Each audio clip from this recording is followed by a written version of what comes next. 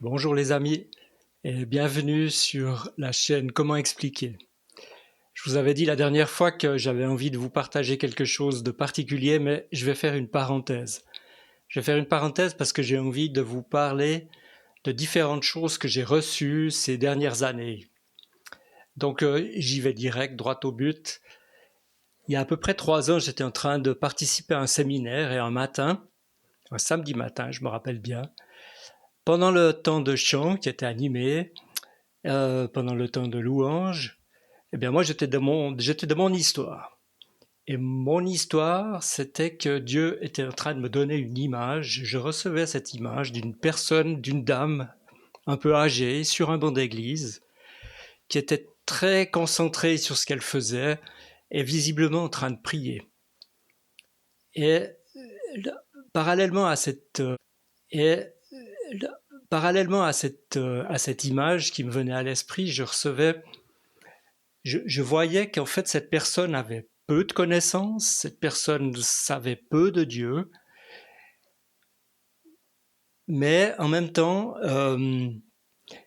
elle y mettait tout son cœur, elle y mettait vraiment toute sa pensée et toute son espérance. Ce qui se dégageait le plus, c'était l'espoir, c'était la foi de cette personne dans la réponse de Dieu à je ne sais pas quel problème. Et puis, là, je me suis dit, tiens, il y a visiblement des façons différentes de celles que je connais d'espérer, de vivre quelque chose avec Dieu. Et le temps s'écoule, je reste dans cette pensée, et puis je reçois un verset. Je reçois un passage biblique. Je vais vous le lire. Le passage que je reçois, c'est celui qui est dans l'Apocalypse, la lettre à Laodicée. Je vous le lis. Parce que tu dis, je suis riche, je me suis enrichi, je n'ai besoin de rien, et parce que tu ne sais pas que tu es malheureux, misérable, pauvre, aveugle et nu, je te conseille d'acheter de moi de l'or éprouvé par le feu afin que tu deviennes riche, et des vêtements blancs, afin que tu sois vêtu et que la honte de ta nudité ne paraisse pas, et un collier pour oindre tes yeux. Donc jusqu'à maintenant, moi j'avais souvent entendu parler du côté Laodicée, tiède, ni chaud ni bouillant, ni chaud ni froid, enfin voilà. Et puis là, je reçois ce passage qui me dit « Ne sais-tu pas que tu es pauvre, aveugle et nu, alors qu'en réalité tu dis « Moi je suis riche ». Et puis je me suis dit « Mais c'est quand même, c'est quoi cette histoire ?» Et là, je comprends, ce que je comprends, c'est qu'en fait, moi, peut-être aussi nos milieux, avec un peu de suffisance, on s'est toujours regardé, alors disons je me suis toujours regardé comme étant quelqu'un qui a la connaissance, qui s'est converti, qui a une relation avec Dieu, qui connaît sa parole, qui connaît sa Bible, qui participe à des temps vivants. Donc, je peux tirer mes bretelles et me considérer comme étant quelqu'un de spirituellement riche. Et là, Dieu est en train de me dire, mais ne sais-tu pas que tu es pauvre, misérable et nu, et que je te conseille d'acheter de l'or pur. Je te conseille d'acheter un collier afin que tu voies. Eh bien, ça fait 3 ans maintenant que ce temps s'est passé, et cette pensée, elle est toujours là, toujours présente dans mon esprit. Et puis, il y a un peu plus d'une année, je reçois une parabole. Alors, cette parabole, je vais aussi vous la lire. C'est aussi dans le Nouveau Testament, c'est dans l'évangile de Luc. 2 hommes montèrent au temple pour prier. L'un était pharisien, l'autre publicain. Le pharisien, debout, priait ainsi en lui-même. « Ô Dieu, je te rends grâce de ce que je ne suis pas comme le reste des hommes, qui sont ravisseurs, injustes, adultères, ou même comme ce publicain. Je jeûne 2 fois la semaine, je donne la dîme de tous mes revenus. Et le publicain se tenait à distance, n'osant même pas lever les yeux, mais il se frappait la poitrine en disant « Ô Dieu, sois apaisé envers moi qui suis un pécheur. » Et pourquoi je reçois cette parabole? Et puis là, je fais le lien entre le passage d'avant. Tu crois que tu es riche, tu crois que tu sais tout, tu crois que tu as tout l'enseignement, tu crois que tu es arrivé. Et puis là, Dieu est en train de me dire, mais le publicain, c'est cette petite dame qui était sur son banc d'église. Et puis toi, tu es le pharisien qui regarde les autres presque avec suffisance, avec hauteur, en disant oui, mais moi je fais ci, moi je fais ça, moi j'ai ci, moi j'ai ça. Et encore une fois,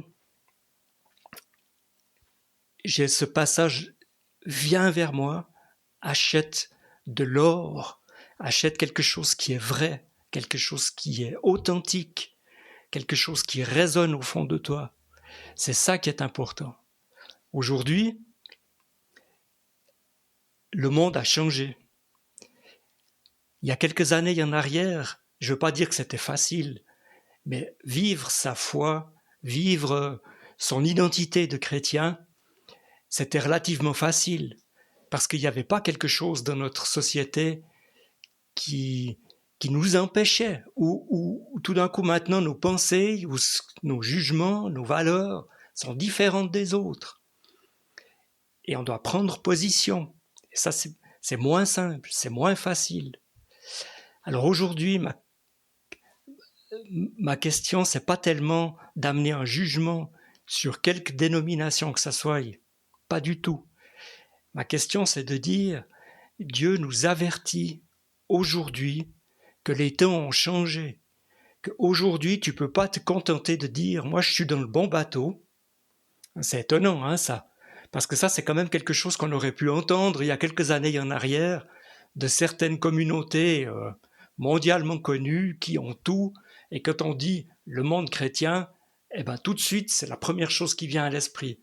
Eh ben, on peut plus dire nous, parce que je suis évangélique, parce que j'ai ceci, j'ai cela, eh ben, je suis dans le bon bateau. Aujourd'hui, c'est moi avec Dieu, c'est toi avec Dieu, c'est nos communautés avec Dieu, et le reste, il faut s'en débarrasser.